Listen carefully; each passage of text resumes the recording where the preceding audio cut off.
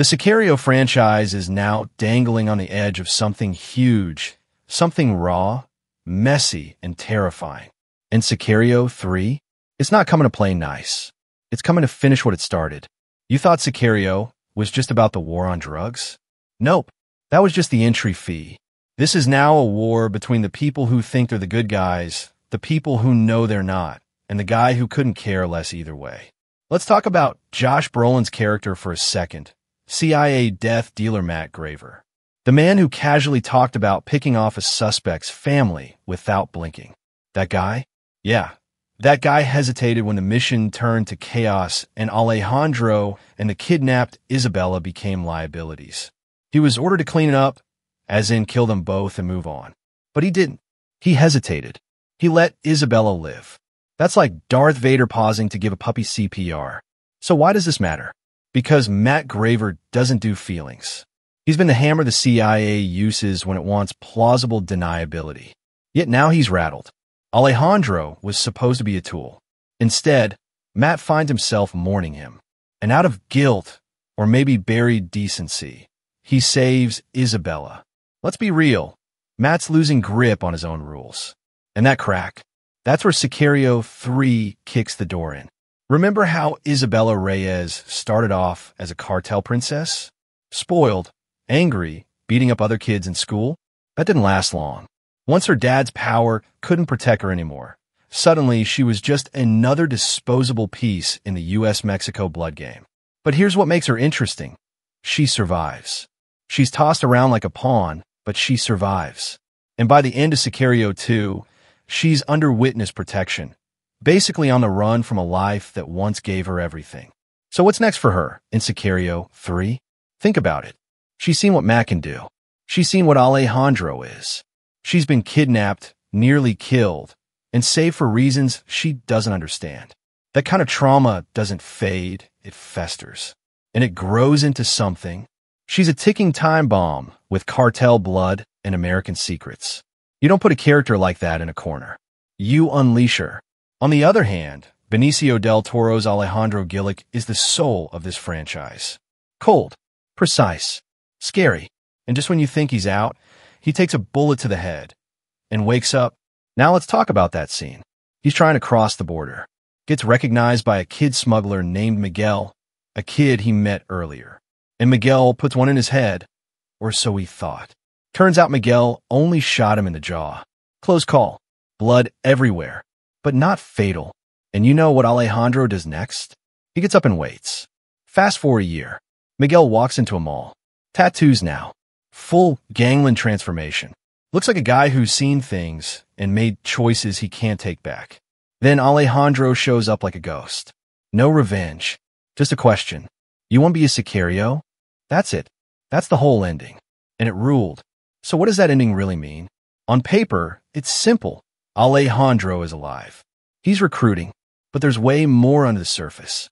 Miguel could have killed him, and maybe thought he did. But maybe he chose not to finish the job. And Alejandro knows it. That mercy, that instinct to not become a killer, is what Alejandro once had before he lost everything. So maybe now he sees Miguel as a clean slate. Or maybe as the next him. Either way, Miguel's not walking out of that mall the same person. He's either being groomed as an apprentice or a weapon. In Sicario 3, that kid's either going to be Alejandro's second in command or his biggest regret. Let's not forget how all this madness got started. The U.S. government, in its infinite wisdom, decided to label the Mexican cartels as terrorist organizations. Bold move, right? So Matt and crew cooked up a plan to ignite a cartel war by kidnapping Isabela and making it look like a rival gang did it. One problem, it failed. Publicly, loudly, disastrously. Now everyone knows what the U.S. was up to. The president pulled the plug. The CIA's off the leash. The House of Cards collapsed. Sicario 2 was about the price of brute force. What happens when you stop pretending there are rules and just start blowing things up in the dark? Sicario 3?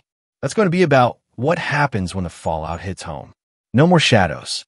No more secrets. This is where Kate Mercer has to come back. Emily Blunt's character Kate was the heart of the first Sicario movie. She was the outsider, dragged into the deep end, watching monsters hunt other monsters. And when she tried to do the right thing, they shut her down. She didn't return in Sicario 2 because, honestly, the story had no room for idealism. But now, oh, there's room. Because Matt's starting to crack. Alejandro's off the leash. And Miguel's about to get pulled into the vortex. Kate walking back into this world could light everything on fire. She's the one person who believes the system can be good. She's the mirror for Matt, the warning for Miguel, and the line that Alejandro's long since crossed. If she comes back, it's not just a reunion, it's a reckoning. 3 worlds, 1 war. You've got Kate, law, order, and moral clarity, or at least what's left of it. You've got Matt, state-sanctioned chaos, doing evil things in the name of peace. And then there's Alejandro, vengeance, ghost mode, no rules, no chains. Each of them represents a different philosophy in this hellish drug war. And if Sicario 3 does what it's clearly setting up to do, it's not going to be about cartels versus the U.S. anymore. It's going to be about these 3 colliding. And that's the war we've really been waiting for. Day of the Soldado wasn't your typical follow-up. It didn't just try to copy the original. It went darker, meaner, more hopeless. But it did one thing really, really well. It set the stage. Alejandro's free. Matt's unraveling. Isabella's still out there, more dangerous than she looks. Miguel just got drafted. And Kate? She's the wild card we need back in the game. Critics had a lot to say about Soldado. Some loved it. Some thought it leaned too hard into Hollywood action tropes. And fair, it did get a little comic bookish at the end. Alejandro surviving a face shot? Come on. But let's be honest. It's not like we came here for realism.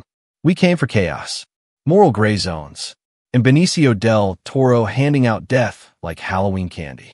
Still, the original Sicario hit different. It was tight, tense, and didn't flinch.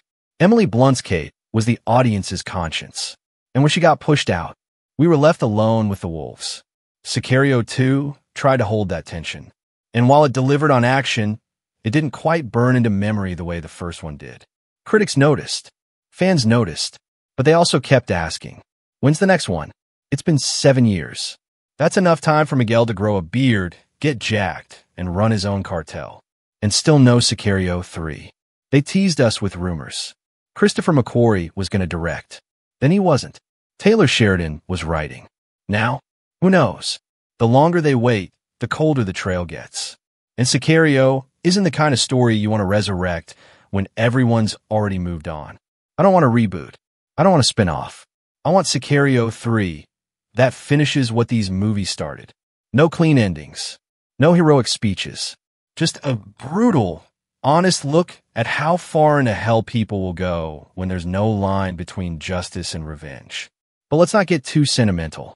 This isn't a love letter. It's a countdown. If Sicario 3 drops, I'll be there day 1. But if it fades into development limbo forever, it'll be one of the coldest, missed opportunities in modern cinema. You had the fire. You had the setup. You had Benicio del Toro crawling out of a shallow grave like death in a hoodie. Don't waste it. If they do it right, we're not getting closure, we're getting carnage. Matt, Alejandro, Kate, Miguel, all headed for one giant, bloody collision. And if you're not hyped yet, check your pulse. So if you want updates the second they drop, hit that subscribe button. If you want deep dives, theories, and savage breakdowns like this, smash that like. And if you've got thoughts on who walks out of Sicario 3 alive, drop your predictions in the comments. I read them all. No fluff, no filler, just facts, fire, and a whole lot of war coming. This isn't the end. This is the breach point. Stay tuned.